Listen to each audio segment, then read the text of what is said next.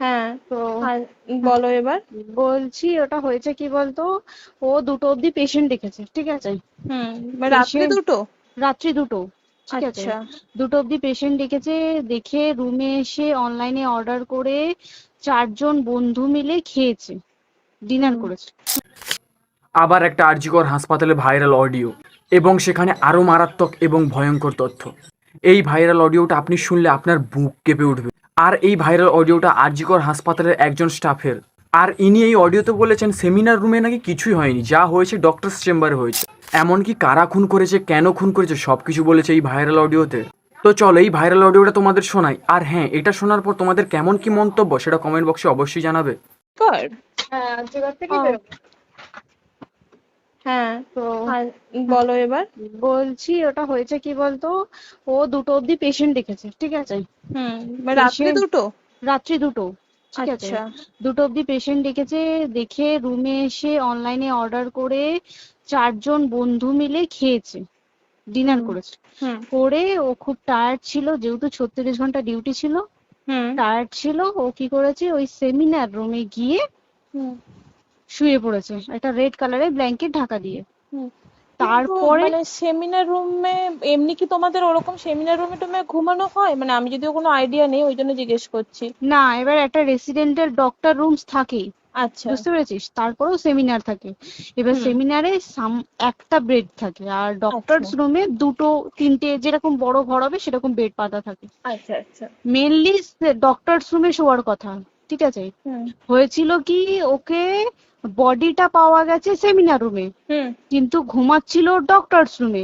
যে হুম। রুমটা তোর এখন ভাঙা হয়েছে, দেখেছিস রুমটা ভেঙেছে, হুম। হুম। হুম। হুম, একটা ভিডিও ঠিক দেখছিলাম। বাথরুমের পাশেই, হুম। ঠিক আছে, মানে বাথরুমটাকে অজুহাত দিয়ে হুম। ওই রুমের দেয়ালটা ভেঙে দিয়েছে। অ্যাকচুয়াল কাণ্ডটা ঘটেছে তোর ইয়েতে, ওই রুমটার ভেতরে, ডক্টর রুমে? ডক্টরস রুমে। ডক্টরস রুমেটা ঘটনাটা ঘটেছে, ওই বডিটাকে তো ডক্টর ধস্তাধস্তি। রুমে ওই দিন আর কেউ ছিল না, খালি মানে অনলি ওই দিদিটাই ঘুমোচ্ছিল? হ্যাঁ, এবার তোকে আমি বলি, অন কলে নিশ্চয়ই একজন থাকবে না, ওরা হুম। জুনিয়র সিনিয়র মিলিয়ে থাকে। এমনকি থার্ড ইয়ার একজন থাকবে, সেকেন্ড ইয়ার একজন থাকবে, হুম। প্লাস ফার্স্ট ইয়ারের ইন্টার্নশিপরা যারা থাকে তারা ইন্টার্নরা থাকে। হুম। আর চেস্ট এমন একটা ওয়ার্ড হচ্ছে, কোভিড এর পর থেকে প্রায় হামেশাই সবার শ্বাসকষ্ট হচ্ছে, মানে আসছে মানেই শ্বাসকষ্ট হচ্ছে। হুম। আর চেস্ট ওয়ার্ড আর চেস্ট মেডিসিন দুটোই হুম। পাশাপাশি ওয়ার্ড, হুম। ঠিক আছে। হুম। তো কেউ কি শুনতে পায়নি? কেউ শুনতে পায়নি। হ্যাঁ, ওটাই তো আমি ওই দিনকে ওটাই ভাবছিলাম এবার যে। দেখ, ধস্তাধস্তি করাতে একটা নিশ্চয়ই চিৎকার হয়, একটা ভাইলেন্ট হয়, হুম। হুম। বুঝতে পেরেছিস। হুম। তারপরে আবার কি, যে 4জন ওর সাথে খেয়েছে তারা কোথায়, তারা কেন মিডিয়ার সামনে আসছে না? হুম। তাই ঠিকই তো, তো। তারা কেন আসছে না? তোমার ওই এক- দিন ডিউটি ছিল না রাতে? ওই দিনকে আমি নাইটে ডিউটি করছিলাম। আচ্ছা। আমি নাইটে ডিউটি করে এসেছি, আমার লাস্ট নাইট ছিল। তো হুম। আমার তো 3 দিন নাইট থাকে। তিন হুম। দিন নাইট থাকার পর লাস্ট নাইট ছিল, লাস্ট নাইটের পর বুধবার আমার লাস্ট নাইট, বুধবার রাতে ঘটনাটা ঘটেছে। হুম। আমি বাড়িতে এসেছি, রীতিমতো বাড়িতে এসে শুয়ে পড়েছি। 3টের সময় আমার কাছে ফোন এসছে যে সবাইকে ডেকে পাঠিয়েছে, ইমিডিয়েট আয়। হুম। তখন গিয়ে দেখি আরজি করে এই অবস্থা, পুরো গোটা হাসপাতালকে ডেকে পাঠিয়েছিল। গিয়ে দেখি পুলিশ ছয়লা, মানে। আর ওকে যেভাবে, আমি তো বডিটা দেখেছি রে, মানে আমাদের হুম। এখনো পর্যন্ত চোখ থেকে নামছে না। রীতিমতো মনে হচ্ছে মেয়েটা যেন আমাদের পাশে পাশে ঘুরছে, হুম। একদম হুম। হুম। এরকম, মানে মানে অদৃশ্যমান, মানে আমরা এরকম ভাবতে পারছি না যে এরকম ভূত হুম। থাকে বা একটা স্পিরিট থাকে বা কিছু। এখন আমরা বুঝতে পারছি না ওর আত্মাটা এখনো ঘুরছে আমাদের আশেপাশে। দেখ, ওর আমার তলাটায় নাকি, তো ওর থেকে ও থাকে 4 তলায়, 4 তলায় ঘটনাটা ঘটেছে, ঠিক 2টো ফ্লোর নিচেই আমি থাকি, আমার আচ্ছা। রুমটা, ঠিক আছে। কিন্তু তাও আতঙ্কে আমরা মানে একদম স্তব্ধ হয়ে গেছে আরজিকরটা। কিন্তু ব্যাপারটা হচ্ছে, তাহলে ডক্টর রুম থেকে ওকে সেমিনার রুমে নিয়ে যাওয়া হয়েছে? হ্যাঁ, অবশ্যই নিয়ে যাওয়া হয়েছে।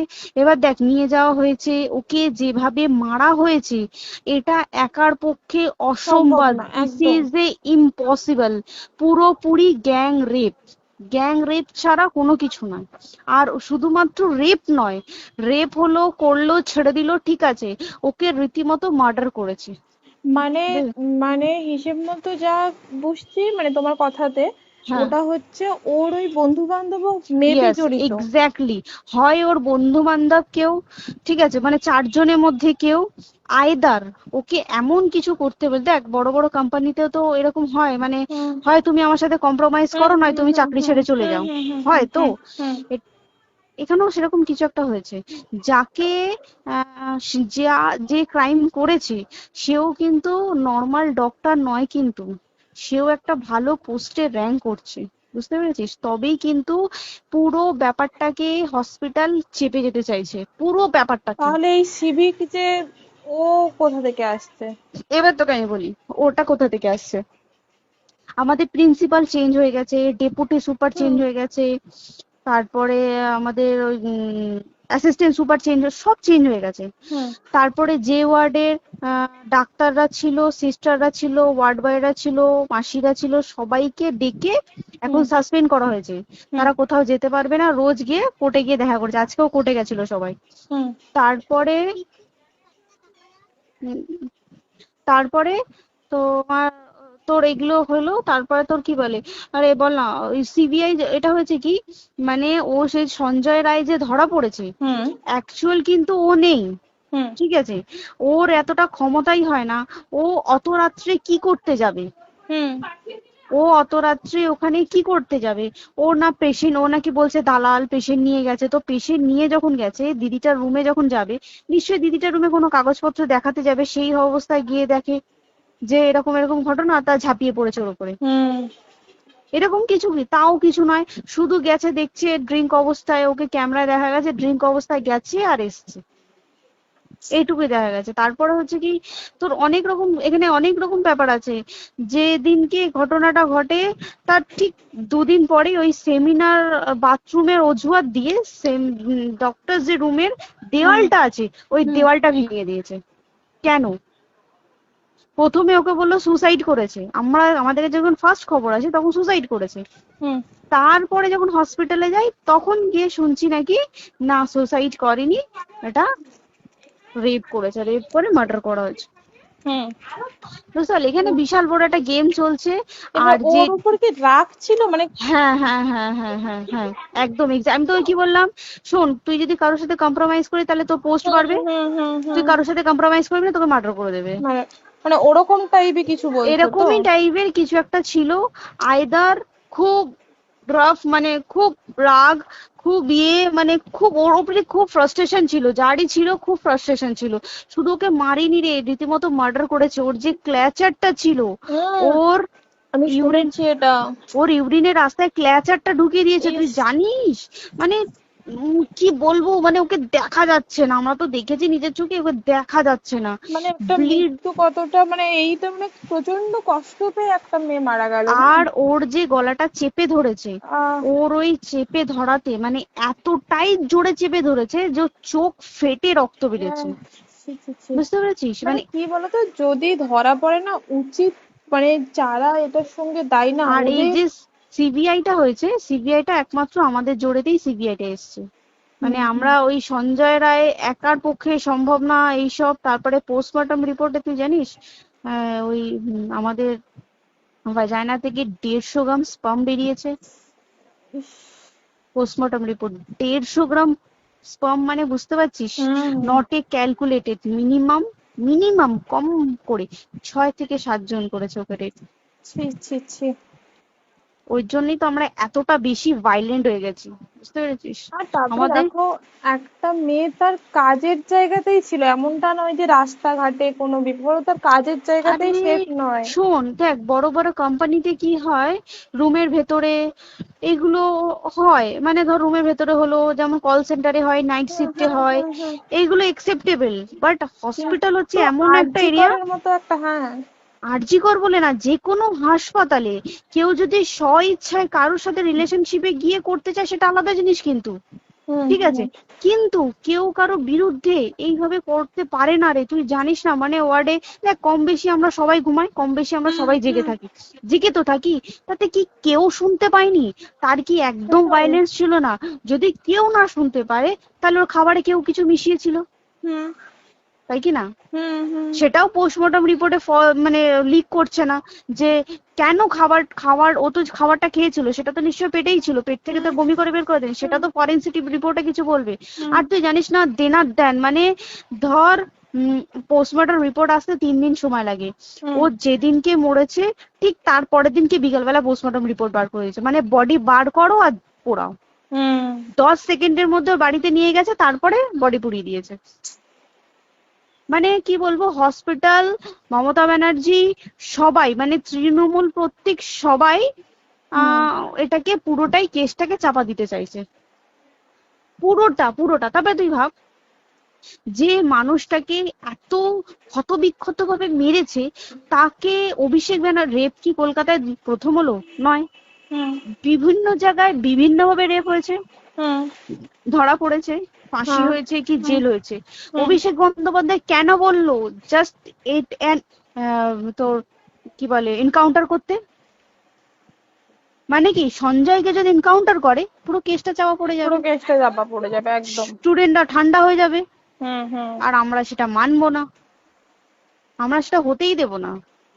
তাতে যদি চাকরি মানে আরজিকরটাকে সিল করতে হয় তাতেও আমরা রাজি আছি, সিল করে দেওয়া হোক আরজিকর, সিল করে দেবে মনে হচ্ছে যদি ঠিকঠাক ভাবে। এবার ওই জন্য আমাদের দাবিতে সিবিআই এসছে। এবার তুই একটা কথা বল, যখন দেখতে পাচ্ছে মমতা ব্যানার্জি যে কলকাতা পুলিশ আমাদের জন্য কিছু করতে পারছে না, আমরা কিছু মানতে পারছি না, 7 দিন ধরে বার করতে পারছে না, হুম তাহলে সেটা 2-3 দিনের মধ্যে কেন হ্যান্ড ওভার করে দিল না?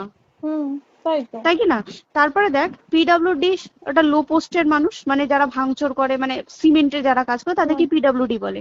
হুম এবার পিডব্লিউডির নিশ্চয়ই হায়ার অথরিটি থেকে অর্ডার এসছে তবেই ওরা গিয়ে ভেঙেছে, ওরা হুম নিশ্চয়ই পাগল নয় দুম করে গিয়ে কোনো গভর্নমেন্ট প্রপার্টি ভেঙে দেবে। হুম অর্ডারটা কে পাস করলো যে এখনই চেস্ট ওয়ার্ডটাকে ভাঙতে হলো? সিবিআই আসা পর্যন্ত অপেক্ষা করতে পারতো। কারণ আজকে অত বড় বিক্ষোভ হবার কারণ কি হচ্ছে, একটাই কারণ যে মেয়েটি মারা গেছে ঠিক আছে, কিন্তু তাকে এত বেশি মলেস্ট করে, এত বেশি রেপ করে বা বেশি ওকে মেরেছে, তার কি কোনো প্রতিবাদ নেই? তুই কোথায় সেভ পাবি তুই আমাকে বল? তুই ধর চাকরি ছেড়ে আজকের সরকারি চাকরি ছেড়ে তুই প্রাইভেটে যাই, প্রাইভেটেও তো তাই একই কোথাও না, অবস্থা, একদম একদম। প্রাইভেটেও একই অবস্থা। তুই কোনো চায়ের দোকান খুলে বসবি, অনার্সশিপে তুই বসলেও তাও এসে তো হাজার ছেলেরা থাকে, হুম হাজার ছেলেরা টিস করে, তুই কোথায় কি করবি? তাহলে আমাদের সেফটি কোথায়? আমাদের মুখ্যমন্ত্রী মমতা ব্যানার্জি সে একটা লেডি হয়ে তাহলে আমাদের কি সেফটি দিয়েছে? আমাদের কি লক্ষ্মী ভান্ডার দিলে this is a problem solve? পুরো মাসের আমাদের কি সব খরচা চলে যায় লক্ষ্মী ভান্ডারে? জানি না, আই ডোন্ট নো, মানে আমরা প্রচুর ক্ষেপে আছি, প্রচুর, মানে এর বিচার না চাওয়া পর্যন্ত তা তুই ঠিকই তো। ভেবে চল কি এটা সলভ হবে না। আমরা মানে বিচার আমি নিয়ে আমি কথা বলবো। 2 দিন ধরেই ভাবছিলাম তোমাকে ফোন করবো, কিন্তু মানে এটা ওটাতে হয়ে উঠছে না। আর তোমাকে তো হুম। আমি ওই দিন রাতেই হোয়াটসঅ্যাপ করলাম না। হ্যাঁ হ্যাঁ এবার হ্যাঁ তখনই না আমি ব্যাপারটা অতটা বুঝতে পারিনি, আর আমার তার পরের দিনই ভোরবেলা ডিউটি। তা হ্যাঁ, আমি খুব তারপরে সাবধানে থাকিস তুই, আর খুব বলো না, সাবধানে না না। থাকিস। হ্যাঁ তাই তো, এখন মানে আর তোমরাও সাবধানে থাকো সবাই। কি বলবো বল, কিছু বলার নেই। দেখ আমাদের মধ্যবিত্ত মানুষরা, আমাদের চাকরি করে খেতেই হবে, সোজা কথা। একদম একদম। তাই কিনা বল, বাবা এত হুম, পুঁজি নেই যে বসে অত বসে খাবো, ঠিক আর আছে? সেই মেন্টালিটিও নেই। পুঁজি হ্যাঁ যদিও থাকে, মেন্টালিটিও নেই হ্যাঁ যে এবার বাবার তুই, পুঁজিতে খাবে। এবার একটা কথা তুই বল, চাকরিটা কোথায় গিয়ে করবো তুই একটা বল, কোন সেটাই। স্টেটে গিয়ে চাকরি করবো তুই আমাকে বল? ওই যেমন মানে এটা হয়তো আমার মা যেমন বাড়িতে থেকে 7টার মধ্যে ঢুকে যাও, দিদিকে তো ধরো অনেক রাত অব্দি 9টা, 9:30, 10টা অব্দি ল্যাবে থাকতেই হয় না। এবার তুই কি করবি কি বল, কি করবে করবি? বলো তো, এখন কিছু নেই। করার আছে? দেখ ল্যাবেও তো সব ছেলেরা আছে, ছেলে হ্যাঁ আছে মেয়ে আছে, তুই একদম। কাকে বারণ করবি, তুই কাকে বিশ্বাস করবি তুই বল? তুই ধর কলিগদের সাথে খেতে বসেছিস, ঠিক আছে, তোর টিফিনটা যদি কেউ চাইলো তুই তাকে না দিয়ে পারবি? না একদমই, আর কার মনে যে কি আছে সেটাই তো খুব কি বলবি সমস্যা। বল? এবার তুই বল খাবারটা যে খাবি, তোর টিফিন কেউ চাইলো বা তোকে যদি কেউ বললো কে একটু একটু খা, যেমন আমরা শেয়ারে হয় স্কুলে হ্যাঁ যেটা আমাদের শিখে আমাদেরও হয়, এসেছি, যেটা হ্যাঁ স্বাভাবিক, এটা সবারই এটা তো হয়। স্বাভাবিক। তুই বল তাতে যদি এরকম অবস্থা হয় তাহলে কি করবে মানুষ, তুই আমাকে বল? আজকেও তো তাই আমাদের দেখ না, 11টা থেকে আমাদের তোর ক্যান্ডেল দিয়ে হোয়াইট ড্রেস হুম। পরে সব শ্যামবাজারে একতা হবে, এখন আবার বৃষ্টি শুরু হয়েছে, কে জানে বৃষ্টি, কি করে। প্রচুর বৃষ্টি শুরু হলো। কি হবে জানি না আমি। ঠিক আছে গো, টাটা। হ্যাঁ হুম চল টাটা। হুম হুম হুম। হুম, হুম। অডিওটা তো এতক্ষণ শুনলে, তো দেখো এটা সত্যি কি মিথ্যা আমাদের মতন সাধারণ ইউটিউবারের যাচাই করার ক্ষমতা নেই। আর তোমাদের কি মনে হয় এটা সত্যি না মিথ্যা, কমেন্টে অবশ্যই জানাও।